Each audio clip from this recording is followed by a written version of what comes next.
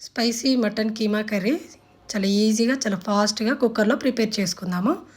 Stove మీద cooker పెట్టుకొని అందులో ఆయిల్, ఓల్ గరం మసాలా, ఉల్లిపాయలు, కొద్దిగా ఉప్పు వేసుకొని గోల్డెన్ బ్రౌన్ కలర్ వచ్చేంత వరకు వేపుకోవాలి.